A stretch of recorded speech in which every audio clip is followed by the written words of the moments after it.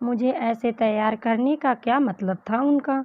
इतनी सी देर में क्या हो गया जो ये आधे अधूरे कपड़े पहना दिए हैं? सोनू, हमारे सर ऐसे ही हैं। वो अपनी वाइफ को भी सोशल मीडिया पर दिखाना चाहते होंगे, इसलिए आपको इतने अच्छे से तैयार किया होगा।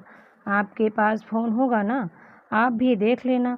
राधिका उदास होकर बोली, मेरे पास कोई फ़ोन वोन नहीं है, तुम जाओ यहाँ से, मुझे कपड़े चेंज करने हैं। सोनू कुछ कहता उससे पहले ही राधिका ने मुंह फेर लिया। वो चला गया। राधिका को समझ नहीं आ रहा था कि राज कैसा इंसान था। एक पल में वो गुस्से से भर जाता तो कभी बड़े ही सलीके से बात करता। राज राधिका के लिए एक पहेली सा बनने लगा था।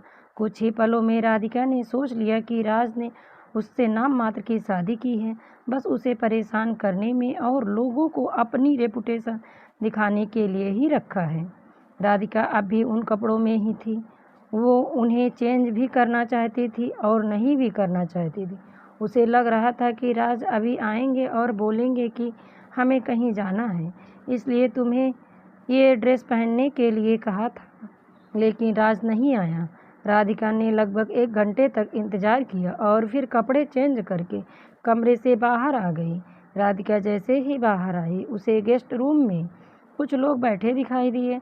उसने खुद से कहा, घर में तो कोई मेरे और नौकरों के अलावा कोई और नहीं होना चाहिए, क्योंकि सोनू के मुताबिक वो इंसान ऑफिस गया हुआ है। तो फिर यहाँ कौन बैठे हैं?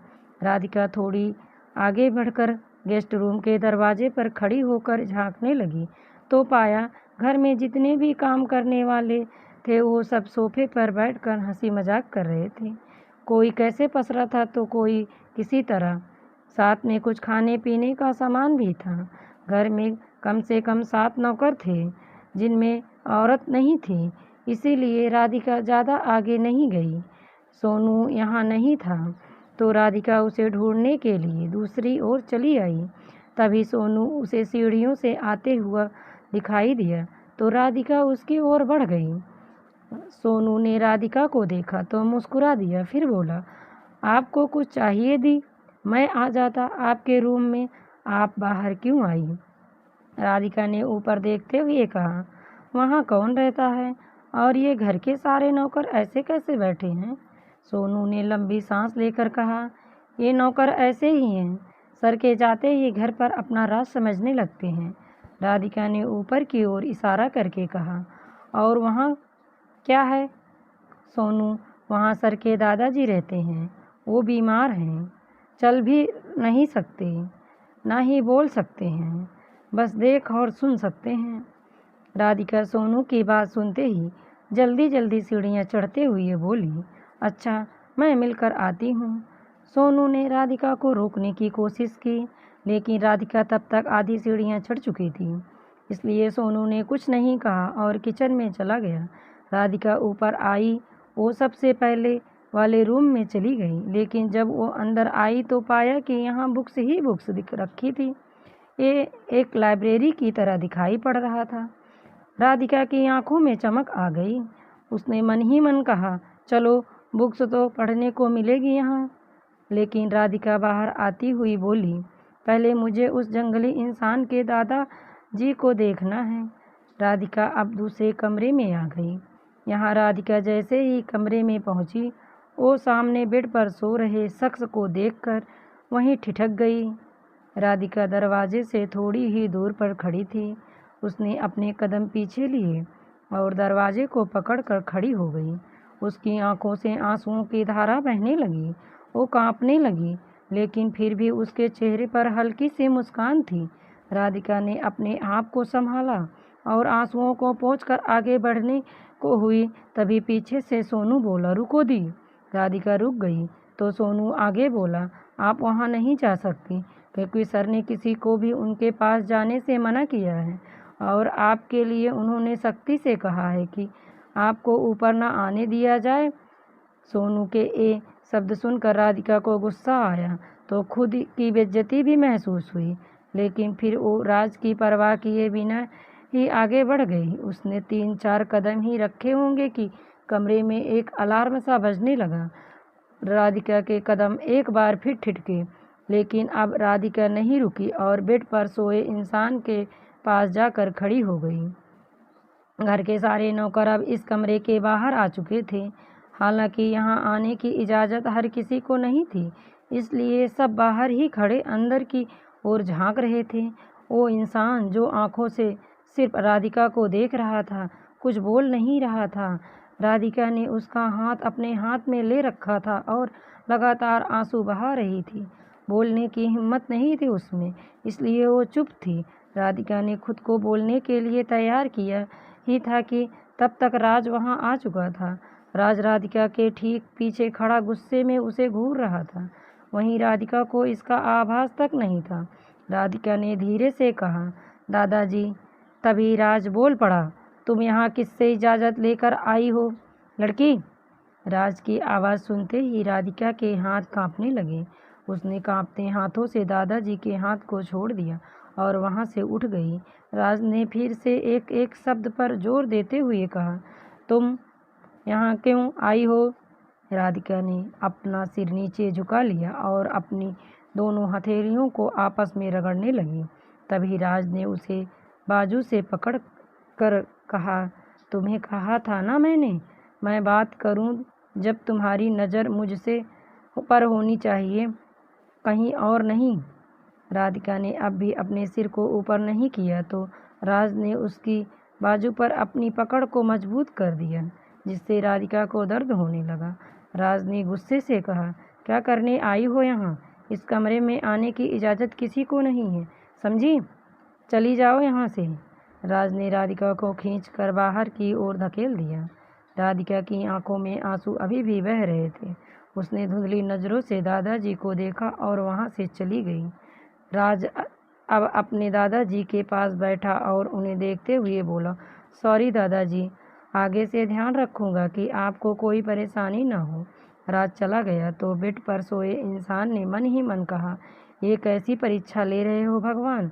मैं बोल नहीं सकता, उठ नहीं सकता, रो नहीं सकता, कुछ भी तो नहीं कर सकता। मैं रणवीर मल्होत्रा, जो कभी मशहूर बिजनेसमैन हुआ करता था, आज इस हालत में पड़ा हूँ। मैंने तो कभी किसी का कुछ बुरा भी नहीं किया, फिर मुझे ऐसी सज़ा क्यों दी जा रही है? मैं ये भी नहीं कह पा रहा हूँ कि मुझे किसी के आने से परेशानी नहीं होती, बल्कि मुझे अच्छा लगता है। ये मेरा नासमझ पोता ये सोचता है मैं अकेले यहाँ पड़ा पड़ा खुश हूँ। कभी इसके साथ ऐसा हो ना, तब पता चले इसे। कुछ वक्त अकेले कमरे में बिताना पड़े बिना किसी फ़ोन या इंसान के, तो कैसा लगता है? नालायक कहीं का। इधर राधिका अपने रूम में आई और ज़ोर ज़ोर से रोने लगी। सोनू भी उसके पास ही खड़ा था और उसके रोने का कारण जानने की कोशिश कर रहा था, लेकिन राधिका कुछ नहीं बोल रही थी। इसलिए वो वहाँ से चला गया, क्योंकि वो जानता था अब राज यहाँ आने वाला है। राज के हर कदम और फैसले को सोनू जानता था, इसलिए उसने यहाँ से जाने में ही अपनी भलाई समझी। राज अब राधिका के कमरे में आया तो वो बेड के सहारे से ज़मीन पर बैठी थी। उसका चेहरा दूसरी ओर था, जिससे राज उसे रोते हुए नहीं देख पाया। राज राधिका के ठीक पास आया और अपने दोनों हाथों को पॉकेट में रख कर बोला, जब सोनू ने तुम्हें मना किया था कि वहाँ नहीं जाना, तो तुम वहाँ क्यों गई? क्या करना चाह रही हुई थी तुम? किस मकसद से आई हो तुम मेरे घर में? क्या मेरे दादाजी को फिर से चोट करने आई हो? राधिका, जो राज की बातें सुन तो रही थी, उसके कानों में उसकी आवाज़ आ रही थी, लेकिन वो कोई प्रतिक्रिया नहीं दे पा रही थी, मानो उसके जिस्म की सारी शक्ति खत्म हो गई हो। वो राज की इन जली कटी बातों पर फूट फूट कर रोना चाहती थी और कहना चाहती थी कि वो ऐसा कुछ नहीं करने आई, बल्कि वो तो उनकी सेवा मदद करना चाहती है। राधिका चाहती थी कि वो राज को बोले कि वो ऐसा कुछ नहीं करना चाहती, लेकिन उसमें इतनी भी क्षमता नहीं बची थी कि वो जवाब दे। जब राधिका कुछ नहीं बोली तो राज ने राधिका के कंधे पर हाथ रखा। तभी राधिका राज के हाथ पर आ गिरी। राज ने राधिका को संभालते हुए गोद में उठा लिया। राधिका की आंखें हल्की से बंद थी, जिससे राज समझ गया कि राधिका की हालत ठीक नहीं है। इसलिए उसने उसे बेड पर सुलाया और जल्दी से डॉक्टर को कॉल की। तब तक राज ने राधिका को ध्यान से देखना शुरू किया। राज ने राधिका के मासूम से चेहरे को देखकर धीरे से कहा, इतना मासूम चेहरा लेकर कोई इतना गिरा हुआ कैसे हो सकता है? मुझे पता है तुम कितनी कपटी लड़की हो, फिर भी मैं तुम्हारे लिए ये सब कर रहा हूँ। पता नहीं कैसे कर लेती हो तुम ये सब। कुछ देर में डॉक्टर आया तो उसने राज से कहा, क्या बात है राज, शादी के दूसरे दिन ही बीमार कर दिया भाभी को? डॉक्टर राज का दोस्त ही था, इसलिए उसने मजाकिया अंदाज में ये सब बोला था। राज ने एक नज़र घूर कर उसे देखा, फिर बोला, तू अपना काम कर, ज़्यादा जुबान मत चला। डॉक्टर ने राधिका के सिर को चेक किया तो उसे बहुत गर्म महसूस हुआ, इसलिए उसने राज को ताना मारते हुए कहा, बुखार है इन्हें, लगता है ठीक से ध्यान नहीं रखा है तूने। राज कुछ नहीं बोला तो डॉक्टर ने राधिका की नब्ज देखी तो उसके चेहरे पर अजीब से भाव आ गए। अब उसने अपने साथ लाए बैग को खोला और उसमें से कुछ सामान निकाल कर राधिका को चेक करने लगा। तभी राज बोल पड़ा, ये क्या कर रहा है तू? इन सब चीज़ों की ज़रूरत कहाँ से पड़ गई? नॉर्मल फीवर ही होगा ना, दवा दे और जल्दी से काम खत्म कर। डॉक्टर ने राज की बात पर कोई ध्यान नहीं दिया। वो कभी राधिका की आंखों को खोल कर देखता तो कभी उसके दिल की धड़कन सुनता। करीब 15 मिनट बाद डॉक्टर ने अपने चेहरे पर हैरानी से भरे भाव लेकर कहा, तुझसे ज़रूरी बात करनी है, बाहर चल। राज को कुछ समझ नहीं आया, लेकिन वो उसके पीछे पीछे चल दिया। डॉक्टर ने बाहर आकर कुछ दवाइयाँ लिखकर सोनू को लाने को भेजा। सोनू चला गया तो उसने राज की ओर देखकर कहा, देख भाई, तेरी नई नवेली दुल्हन की हालत ठीक नहीं है। वो किसी चीज़ से या बात से तनाव में है और मुझे लगता है ये तनाव काफ़ी वक्त से है। वो इतनी कमज़ोर है कि खुद उठ भी नहीं सकती है। पता नहीं इतने दिन में कैसे ये सब झेल रही है। अभी तक मुझे तो यही समझ आया है, बाकी जब वो होश में आएगी तब पता चलेगा कि बात क्या है। राज को जैसे कोई धक्का सा लगा था, क्योंकि जो उसे राधिका के बारे में बताया गया था वो उससे बिल्कुल अलग बिहेव कर रही थी। उसे बताया गया था कि खुद राज बोल्ड लड़की है, वो किसी की परवाह नहीं करती, उसे बस पैसे से मतलब है, इसलिए वो उससे शादी कर रही है। लेकिन जैसे उसके डॉक्टर दोस्त ने बताया था कि वो तनाव में है, वो तो किस वजह से वो तनाव में थी, उसे उसके पैसे तो वो दे चुका था। राज राधिका को समझने में एक बार फिर हार गया। सोनू आया तो डॉक्टर ने राधिका को कुछ इंजेक्शन दिए और राज से उसका ख्याल रखने के लिए बोल कर चला गया। राज ऑफिस जाना चाहता था, लेकिन राधिका को अकेले भी नहीं छोड़ना चाह रहा था। वो न चाहते हुए भी राधिका की ओर खींचा चला जा रहा था। वो जितना राधिका से दूर जाना चाहता था, वक्त उसे उसके करीब ला रहा था। राज सोफे पर बैठा राधिका को देख रहा था। उसे राधिका के चाचा की बात याद आई कि राधिका सिर्फ पैसों से प्यार करती है, इसलिए आप उसे पैसे दीजिए और फिर आप जो कहेंगे वो करेगी। राज के दिमाग में एक बार फिर राधिका के लिए नफरत पैदा हो गई और वो उठकर चला गया। राधिका को होश आ गया था, लेकिन वह अभी भी बेड पर लेटी थी। आंखें खुलते ही उसे याद आया कि कैसे राज ने उसे वहां से बाहर निकाला था। राधिका की आंखों के किनारे से आंसू बहने लगे थे। वह लगातार छत को देख रही थी और आंसू अपनी गद से बह रहे थे। उसने उठने की कोशिश की, लेकिन उसमें इतनी भी ताकत नहीं थी कि वह खुद से उठ सके, इसलिए वह वैसे ही पड़ी रही। इधर राज राधिका को छोड़कर ऑफिस आ तो गया था, लेकिन अभी भी उसके जहन में राधिका ही चल रही थी। न तो वह उसे समझ पा रहा था और न ही कोशिश कर रहा था उसे समझने की। राज ने काम में मन लगाने की कोशिश की, लेकिन उसका मन बार बार राधिका पर जाकर अटक रहा था। इसलिए उसने खींचकर लैपटॉप को शट डाउन कर दिया और ऑफिस से निकलकर अपनी कार के पास आ गया। तभी उसके दिमाग में एक विचार आया कि अगर राधिका ने पैसे के लिए शादी की है तो फिर जो पैसे मैंने दिए हैं वह उसी के नाम पर ट्रांसफ़र हुए होंगे। मुझे चेक करना होगा। तभी राज किसी को फ़ोन करने के लिए अपने फ़ोन को हाथ में लिया कि उसका फ़ोन बजने लगा। स्क्रीन पर उसी का नाम दिखाई दे रहा था, तो वह समझ गया कि राधिका को होश आ गया है और सोनू फ़ोन कर रहा है। राज ने फ़ोन पिक किया तो सामने से सोनू ने घबराते हुए बोला, सर वो राधिका मैडम। राज ने उसकी पूरी बात सुनी भी नहीं, कहा क्या हुआ उसे, वह ठीक है ना, मैं अभी आता हूँ। सोनू, जी सर, आप जल्दी से आ जाइए। राज ने एक बार फिर डॉक्टर को कॉल करके आने को कहा और खुद घर की ओर निकल गया। राधिका की आंखें तो खुली की खुली ही थी, लेकिन उसका शरीर धीरे धीरे उसका साथ छोड़ रहा था। वह लंबी लंबी सांस ले रही थी। सोनू इसे ही देखकर घबरा गया। ऐसा लग रहा था जैसे राधिका में कोई भूत आ गया हो या फिर वह अपनी अंतिम सांसें ले रही थी। सोनू इधर उधर चक्कर काट रहा था। उसे समझ नहीं आ रहा था कि वह ऐसा क्या करे जिससे डॉक्टर आने तक राधिका सही से रह सके। उसने राज की इजाज़त के बावजूद डॉक्टर को कॉल किया और जितना जल्दी हो सके आने के लिए कह दिया। साथ में राधिका की हालत से भी रूबरू करवाया। तो डॉक्टर ने उसे राधिका के सिर पर गीली पट्टी रखने के लिए कहा। सोनू ने वैसे ही किया, लेकिन राधिका अभी वैसी ही सांस ले रही थी। उसकी आंखों के किनारों से आंसू बह रहे थे। वह किसी दर्द में थी, वह भी जानती थी, इसलिए लगातार उसके आंसू बह रहे थे। कुछ पल में ही डॉक्टर आ गए। उसने जल्दी से राधिका को एक इंजेक्शन दिया। इसके कुछ मिनट बाद राधिका शांत हो गई और नॉर्मल इंसान की तरह लेटी रही।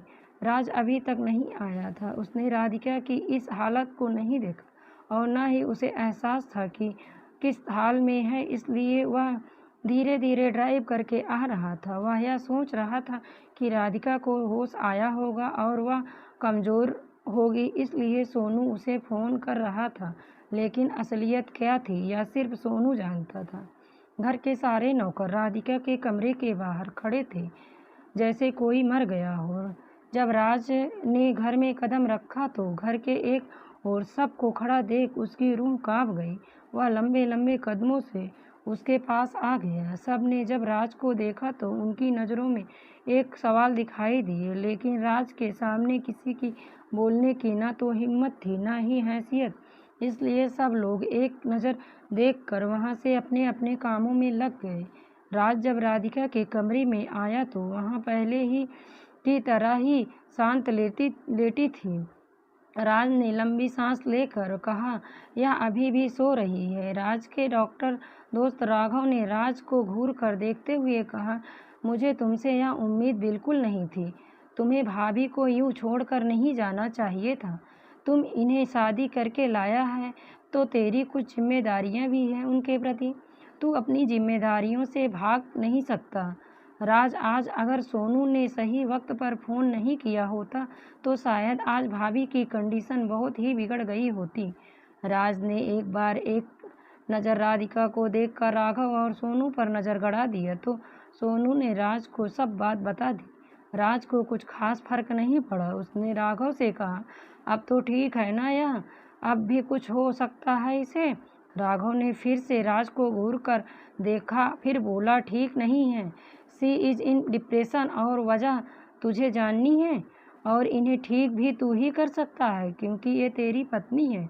राज को राघव की बात पर विश्वास नहीं हो रहा था। उसने उसकी बात को हल्के में लेकर कहा, ऐसी लड़कियां डिप्रेशन का शिकार नहीं हो सकती। राघव, ऐसी लड़की का मतलब कैसी लड़की है? तूने ऐसी ही शादी कर ली थी क्या?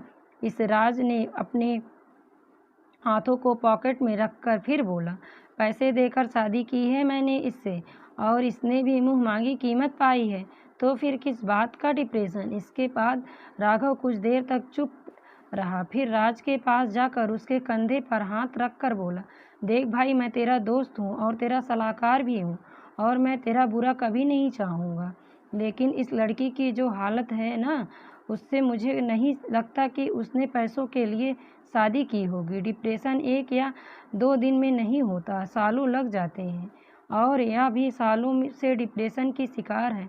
हाँ, यह खुद को संभाल लेती है, लेकिन आज या कल में कुछ ऐसा हुआ है जिससे इसकी जीने की उम्मीद टूट गई है, जीना ही नहीं चाहती है। इसलिए मेरी बात मान और पता करके कौन है यह, क्या हुआ है, इसके साथ और सोच क्या करना है, क्योंकि अब यह तेरे साथ जुड़ गई है। राघव चला गया, लेकिन राज के लिए बहुत से सवाल छोड़ गया। वहाँ बैठा राधिका के बारे में सोच रहा था। जब वह पहली बार उसके चाचा से मिला था तो उन्होंने कहा था कि वह अपनी बेटी की शादी उससे करना चाहते हैं, लेकिन उसकी बेटी ने पैसों की मांग की है। राज को अपने दादाजी की वसीयत के अनुसार शादी करके एक वारिस चाहिए था, जिसके बाद उसकी प्रॉपर्टी उसके नाम हो जाए। राधिका के चाचा राज की कंपनी के साथ ही पार्टनरशिप में काम कर रहे थे। तब उन दोनों के बीच में यह बात तय हुई थी। राधिका के चाचा राज के स्वभाव से वाकिफ थे, इसलिए उसने उसके सामने यह प्रस्ताव रखा था, जिसमें राज को भी अपना फायदा दिखा और बिना किसी को कुछ बताए और बिना राधिका को देखे उनसे शादी कर ली। राज ने मन ही मन कहा, हो सकता है या लड़की बेकसूर हो, लेकिन माँ बाप अपनी बेटी के लिए पैसों की मांग को किसी के सामने क्यों रखेंगे। कुछ समय नहीं आ रहा था, आखिर यह सब हुआ कैसे। राज काफ़ी देर तक सोचता रहा, लेकिन निष्कर्ष पर यह नहीं पहुंचा। रिश्तों को समझने में वह बहुत कमज़ोर था। उसके लिए काम ही अपना रिश्ता था और दादाजी की देखभाल करना बाकी सभी रिश्तों से अनजान सा था। एक आदमी जो राज आज सोच रहा था, लेकिन वह अपने आप में ही उलझ रहा था। उसके लिए पैसा ही पावर था। पैसों के दम पर ही आज तक उसने सब काम किया था, इसलिए शादी भी उसने पैसे देकर कर ली थी। लेकिन अब वह क्या करे, उसे यह बताने वाला कोई नहीं। उसे लगता था जब राधिका के मन का काम हो जाएगा तो वह खुश होगी, क्योंकि उसकी जो मांग थी वह उसने पूरी कर दी थी और अब जो राज को चाहिए वह उसे देगी। लेकिन अब सब उल्टा हो रहा था। शाम हो चुकी थी। राज आज घर पर ही था। वह ऑफिस से रात में लेट आया करता था, जिससे घर में काम करने वाले नौकरों के मज़े थे। लेकिन आज जब वे घर पर थे तो सब नौकर चिढ़े चिढ़े से थे। सोनू आज खुश था। राज ने उसे राधिका के कमरे के बाहर खड़ा कर दिया था और उस पर नज़र रखने के लिए कहा था कि वह जब उठे तो वह उसे बता सके। रात के 8 बजे सोनू राज के पास आकर बोला कि राधिका मैम जाग गई हैं। लेकिन राज ने जल्दी से कहा, लेकिन क्या सोनू? लेकिन वह बस लगातार छत को ही देख रही हैं, ना तो उठ रही हैं और ना ही कोई हरकत कर रही है। राज से अब रहा नहीं गया। वह राधिका के कमरे में आ गया तो यह बिल्कुल वैसी ही स्थिति में जैसे सोनू ने बता रहा था। राधिका की आंखों के किनारों से आंसू बह रहे थे। राज ने जब राधिका को देखा तो उसके दिल में एक तेज से उठी। अब उसे राधिका बहुत ही मासूम लड़की दिखाई दे रही थी। जिसके रोने की वजह अब शायद वही था। राज राधिका के पास ही बेड पर बैठ गया, जिससे राधिका ने हिम्मत करके खुद को उससे दूर करने की कोशिश की तो राज ने उसे रोकते हुए कहा, लेटी रहो। अब कैसा महसूस कर रही हो तुम? राधिका कुछ नहीं बोली। वह बस राज से दूर होने की लगातार कोशिश कर रही थी, जिससे राज समझ गया कि वह उठना चाहती है। इसलिए उसने राधिका के हाथ को पकड़ा और उसे उठाते हुए बोला, मैं तुमसे सिर्फ एक सवाल करूंगा और तुम्हें हाँ या ना में जवाब देना है। राधिका ने राज को देखकर मन ही मन कहा, अब कौन सा सवाल लेकर आया है यह जंगली इंसान? मुझे चैन से मरने भी नहीं देना चाहता है या? राज राधिका को बेड के सहारे बैठा दिया, फिर बोला, क्या तुम्हारी शादी जबरदस्ती की गई है? राधिका यह सवाल सुनते ही चौंक गई, क्योंकि उसे उम्मीद नहीं थी कि राज ऐसा सवाल भी कर सकता है। उसे समझ नहीं आ रहा था कि वह क्या जवाब दे या ना दे। राज राधिका को देखना जारी रखा और उसके जवाब का इंतजार करने लगा। जब राधिका कुछ नहीं बोली तो राज ने धीरे से कहा, देखो, अगर तुम्हारी शादी जबरदस्ती की गई तो फिर बताओ मुझे, मैं तुम्हें इस बंधन से मुक्त कर दूंगा, तलाक दे दूंगा, क्योंकि मुझे ज़बरदस्ती नहीं करनी आती। मैंने तुम्हारे पापा को पैसे दिए थे और मुझे लगा शायद मैं पैसे से वह कर सकता हूँ जो मुझे चाहिए, लेकिन मैंने शादी ज़बरदस्ती करने की नहीं सोचा था। इसलिए अगर तुम्हारी रजामंदी इसमें नहीं थी तो तुम मुझसे बात कर सकती हो। एक बार फिर राधिका को धक्का सा लगा था। उसकी शादी नहीं की गई थी, बल्कि उसे बेचा गया था और जो इंसान उसके सामने बैठा है उसने उसे खरीदा था। राधिका एक अजीब सी स्थिति का सामना कर रही थी। उसके पास अपना कहने के लिए कोई नहीं था। एक चाचा था, उसने भी उसे बेच दिया था। इससे बड़ा दुख और क्या हो सकता है। उसकी ज़िंदगी में पहले से ही इतनी परेशानियां थी, अब वह और पत्थर नहीं बनना चाहती थी। तलाक शब्द सुनकर ही उसके कान लाल हो गए। जब राधिका कुछ नहीं बोली तो राज ने कहा, तुम गूंगी हो क्या? बोलो, कुछ तो बोलो। राधिका अब अपने आप को अकेलेपन महसूस कर रही थी। राधिका की आंखें भर आई थी। भरी आंखें राज पर टिक गई, जिससे राज की आंखें उसकी आंखों से मिल गई और खूबसूरत आंखें एक बार फिर से राज के सवाल करने लगी थी, जिनके जवाब राज के पास नहीं थे। राज ने अपनी आंखों के पलकों को बंद किया, जिससे एक एक आंसू दोनों आंखों से टपक पड़े। राधिका ने अपने सिर को पीछे टिकाया, फिर धीरे से बोली, जबरदस्ती हुई हो या मर्जी से, अब तो हो गई है। एक जहन्नुम से निकलकर दूसरे जहन्नुम में आ गई हूँ। दोस्तों, ये कहानी अभी जारी है। नेक्स्ट पार्ट जल्द आएगा। आगे की कहानी में क्या हुआ जानने के लिए चैनल को सब्सक्राइब करें। धन्यवाद दोस्तों।